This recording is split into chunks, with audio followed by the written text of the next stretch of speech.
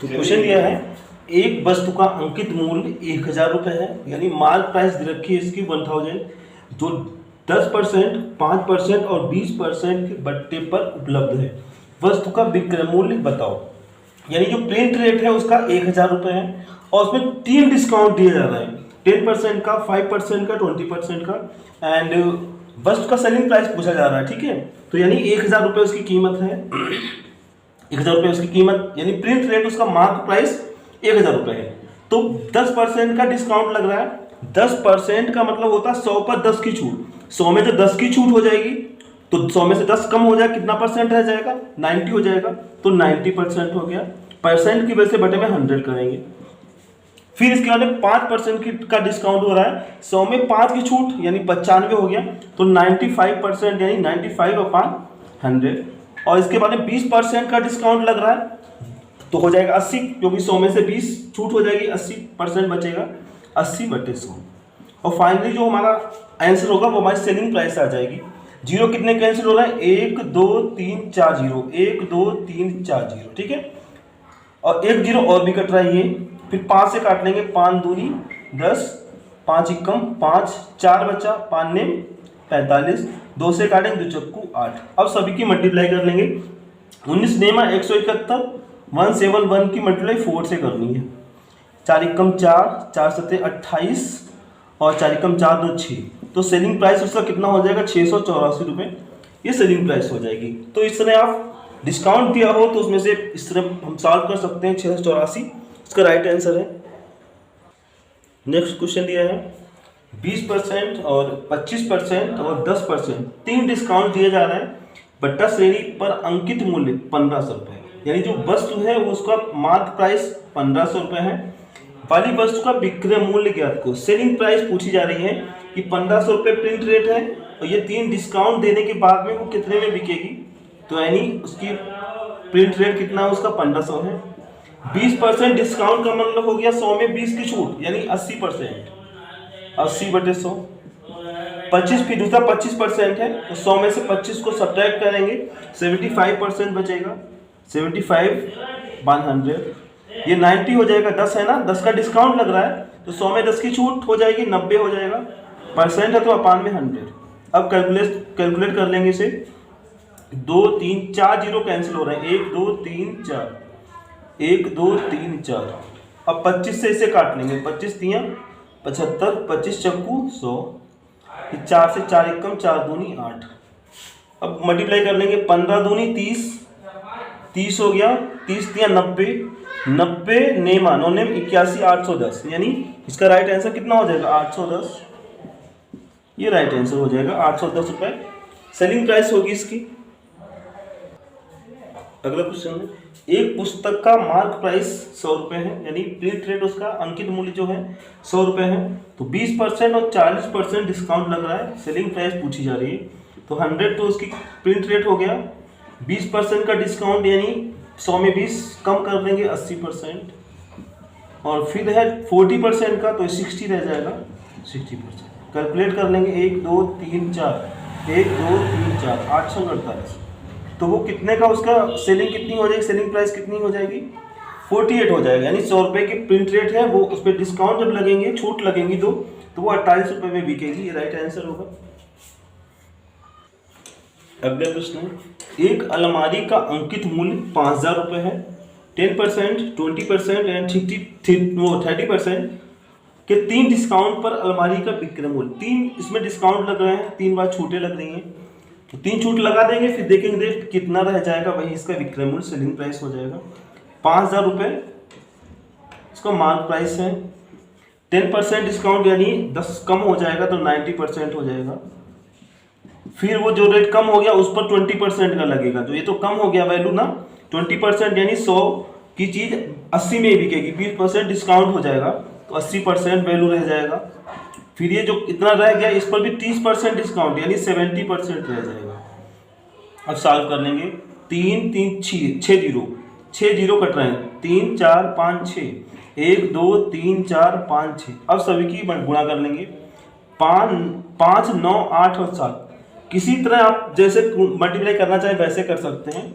ये हो जाएगा 5, 8 ही कर लेंगे, 5 8 40 हो गया, 40 का एक जीरो लगा लिया, ठीक है। फिर 40 4 में 36 हो गया, 36 और 7 की कर लें अब, तो 36 और 7 की गुणा हो, 7 6 42 का 2 हो गया, 7 21, 21 4 25, तो इसका आंसर आ जाएगा 2520। तो जो सेलिंग प्राइस होगी डिस्काउंट के बाद में 5000 की जो अलमारी है वो 3 डिस्काउंट देने के बाद में उसका रेट 2520 रुपये रह जाएगा, 2520 रुपये में वो बिकेगी। अगला है, अगले क्वेश्चन आपको पढ़ने हैं, इस तरह के आएंगे। अंकित मूल्य से क्रय मूल्य ज्ञात करना, यानी अंकित मूल्य दिया होगा और क्रय मूल्य की वैल्यू फाइंड आउट करनी होगी। तो एक रेशियो एक होता है, वो आप याद रखें, उससे बहुत सवाल आसानी से लग जाएंगे। जैसे अगर सीपी होता है यानी कॉस्ट प्राइस जो होता है, 100 में अगर हम डिस्काउंट घटा दें, ठीक है, 100 में डिस्काउंट जब घटा देते हैं, डिस्काउंट का परसेंट दिया होगा, 100 में से जब घटा देंगे तो हमारा सीपी का रेशियो आ जाएगा, ठीक है। और एमपी यानी मार्क प्राइस का रेशियो क्या होता है, मार्क प्राइस का 100 में जब हम प्रॉफिट को जोड़ते हैं, 100 में प्रॉफिट को जोड़ते हैं तो हमारा मार्क प्राइस निकल आता है।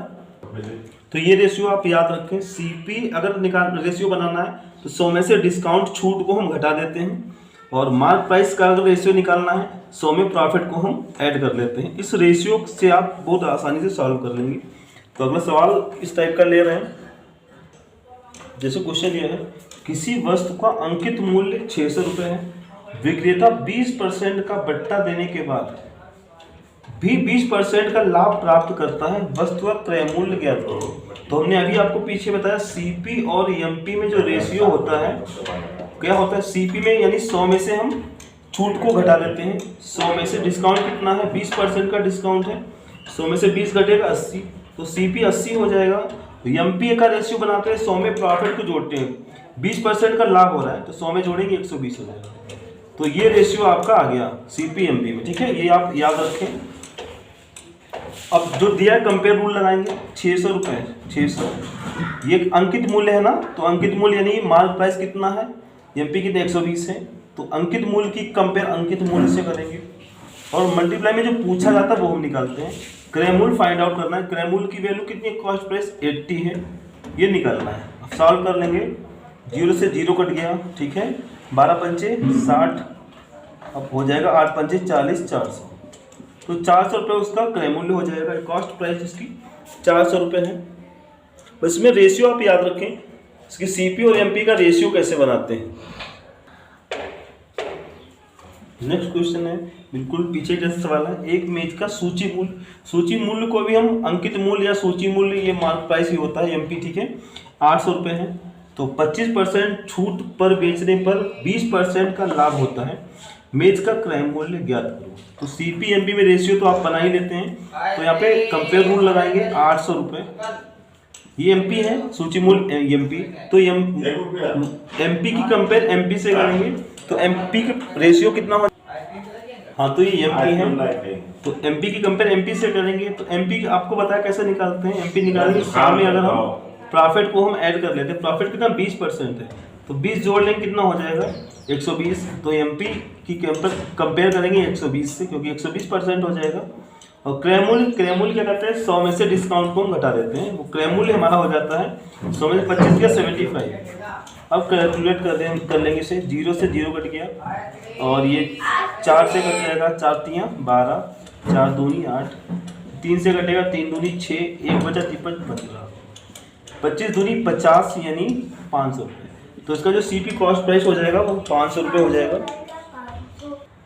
नेक्स्ट क्वेश्चन है, एक घड़ी का अंकित मूल्य 1600 रुपये है, वह 25% बट्टे पर बेची जाती है, तो उसे 20% का लाभ होता है, घड़ी का कॉस्ट प्राइस यानी क्रय मूल्य ज्ञात करो। कॉस्ट प्राइस ही निकालना है, तो क्रय मूल्य दे रखा है 1600, और क्रय मूल्य का जो परसेंटेज हो जाएगा वो प्रॉफिट को 100 में जोड़ने पर बन जाता है, यानी अमाउंट अंकित मूल्य का जो एमपी का जो परसेंटेज होता है, 100 में अगर हम प्रॉफिट जोड़ दें तो हमारा अंकित मूल्य का परसेंटेज बन जाता है, तो 100 में 20 जोड़ेंगे 120 हो जाएगा, तो 120 की वैल्यू है ये, ठीक है। और हमें निकालना जो है वो मल्टीप्लाई में रखेंगे, कॉस्ट प्राइस निकालना सीपी, तो कॉस्ट प्राइस का रेशियो भी मैंने आपको बताया पीछे, परसेंटेज कैसे बनाते हैं, 100 में से हम जो छूट होती है उसको घटा देते हैं, डिस्काउंट कितना है 25% का बट्टा लग रहा है, 100 में से 25 को हम सब्ट्रैक्ट कर देंगे, तो जो कॉस्ट प्राइस का होगा परसेंटेज वो 75 हो जाएगा, 75। अब सॉल्व कर लेंगे। 0 से 0 कट गया, 4 से भी कट रहा है, 4 तियाँ 12 और 4 चक्कू 16, फिर 3 से भी कट जाएगा, ये 3 दूनी 6, 1 और 3 15, मल्टीप्लाई कर लेंगे, 25 चक्कू 100 हो गया, एक 0 लगा है, तो 1000 रुपये इसका कॉस्ट प्राइस हो जाएगा। इस तरह आप रेशियो और याद रखें अगर कि एमपी और सीपी में रेशियो कैसे बनाते हैं, तो आप सब आसानी से सॉल्व कर लेंगे।